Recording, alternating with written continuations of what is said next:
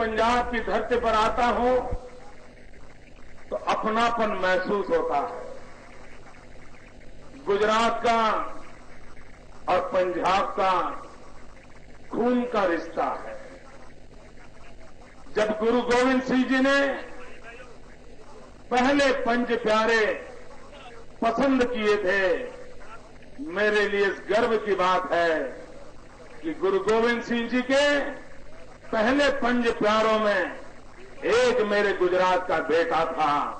श्रद्धेय महक चंद जी थे जो बलिदान के लिए आगे आए थे और तब से लेकर के आज तक पंजाब के साथ मेरे गुजरात का खून का नाता रहा है, रक्त का रिश्ता रहा है। मेरे भाइयों बहनों, आज पूरा विश्व मातृ दिवस मना रहा है। विश्व में मदर डे मनाया जा रहा है।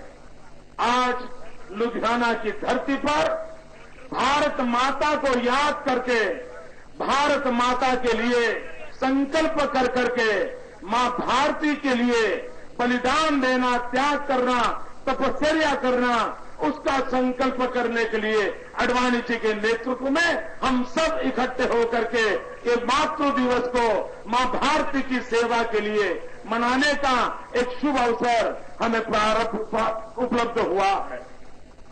भाइयों बहनों, मैं आडवाणी जी का अभिनंदन करना चाहता हूं और आज मातृ दिवस पर मैं विशेष अभिनंदन करना चाहता हूं कि आडवाणी जी ने चुनावी घोषणा पत्र में मध्य प्रदेश के शिवराज सिंह चौहान की एक सफल योजना को देश में लागू करने का जिक्र किया है। हम जानते हैं, हमारा हरियाणा हो, हमारा पंजाब हो, उत्तर प्रदेश के कुछ इलाके हो, दिल्ली शहर हो या मुंबई या मेरा गुजरात जैसा राज्य हो, जहां पर जेंडर रेशियो में एक बहुत बड़ा संकट पैदा हुआ है। 1000 लड़के पैदा होते हैं, उसके सामने कहीं 700, कहीं 700, 750 लड़कियां पैदा होती हैं। मां के गर्भ में ही लड़कियों को मार देने का पाप चल रहा है।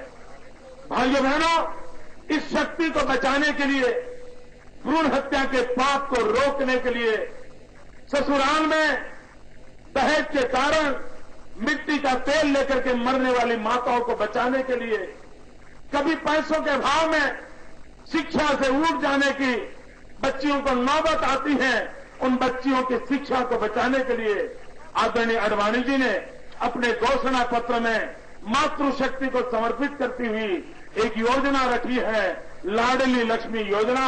अब हिंदुस्तान की बेटी जन्म के साथ 1 लाख रुपया सरकार की तिजोरी से उसको मिलेगा। बेटी जन्म से ही लखपति बनेगी। मैं मानता हूं विश्व मातृ दिवस से मना रहा है, तब आडवाणी जी की इस योजना भारत की मातृशक्ति को आज मैं इस धरती पर से गौरव के साथ घोषणा करते हुए मैं आनंद का अनुभव करता हूं। भाइयों बहनों, कांग्रेस के शासन की एक आदत लगी है, हर चीज में कतार लगाना। राशन चाहिए, कतार लगाओ। गैस का कनेक्शन चाहिए, कतार लगाओ। बच्चे को शिक्षा चाहिए, कतार लगाओ। ये कांग्रेस को कतार लगाने की जो आदत लगी है, उसका नतीजा ये है कि कांग्रेस के महासचिव कह रहे हैं कि अफजल गुरु कतार में खड़े हैं फांसी के लिए, जब उनकी बारी आएगी तब उनको फांसी दी जाएगी। कभी दुनिया में फांसी के लिए भी कतार लगती हो, ये शायद कांग्रेस के शासन में ही हो सकता है कि जहां फांसी के लिए भी कतारें लगती हो। भाइयों बहनों, इससे बड़ा दुर्भाग्य क्या हो सकता है। लेकिन मैं कांग्रेस को पूछना चाहता हूं, मैं यूपीए को पूछना चाहता हूं, आप जो कतार की बात करते हैं, आप लोगों की आंख में धूल झोंक रहे हैं। 29 लोग जिनको फांसी की सजा हुई है, उसमें से 26 फाइलें श्रीमान राहुल जी, आपकी यूपीए सरकार ने उसको प्रोसेस कर दिया है। सवाल ये है, 3 फांसी की सजा क्यों, उस केसेस को अपने पेंडिंग क्यों रखा है, और उसमें एक अफजल गुरु को फांसी देने का मसला है। जिसको आपने पेंडिंग रखा है, दिल्ली की कांग्रेस सरकार और सेंट्रल की कांग्रेस सरकार, ये दोनों की वोट बैंक की राजनीति का ये नतीजा है कि अफजल गुरु की फांसी को लटकाया जा रहा है।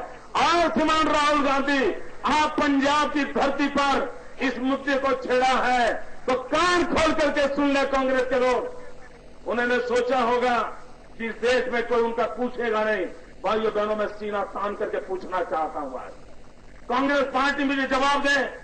जिस दिन पूना के अंदर जनरल वैद्य की हत्या हुई थी, भारत के सेना के सुप्रीमो जनरल वैद्य को मार दिया गया था और खालिस्तान की मूवमेंट से जुड़ा हुआ पंजाब का एक लड़का था जिसने जनरल वैद्य को मारा था। सुप्रीम कोर्ट ने फांसी की थी, उसके परिवार ने मर्सी पिटीशन किया था, लेकिन ये कांग्रेस की सरकार, राहुल जी आपके परिवार की सरकार, उन्होंने 15 मिनट में कैबिनेट बुला करके पंजाब का लड़का जिसने जनरल वैद्य की हत्या की थी, जिसने मर्सी पिटीशन किया था, आपने 15 मिनट में फैसला किया था और 24 घंटे में आपने उस लड़के को फांसी दे दी थी।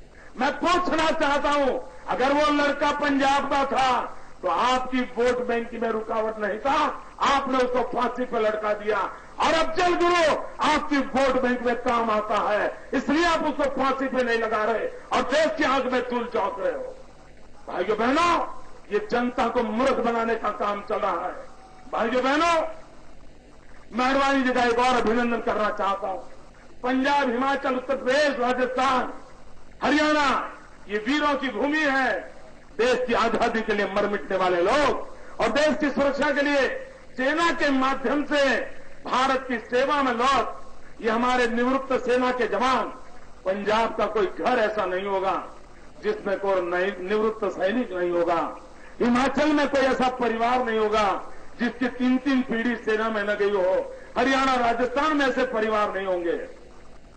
सालों से सेना के जवानों का एक सवाल उलटता रहा, 1 रैंक 1 पेंशन। भाइयों बहनों, मैं आज आडवाणी जी को अभिनंदन करता हूं। उन्होंने घोषणा की है आडवाणी जी प्रधानमंत्री बनेंगे। सेना के निवृत्त जवानों के लिए, सेना के जवानों के लिए 1 रैंक 1 पेंशन की बात को हम लागू करेंगे और लाखों परिवारों को देश की रक्षा करने का जो काम किया है उनका गौरव करने का अभियान करेंगे।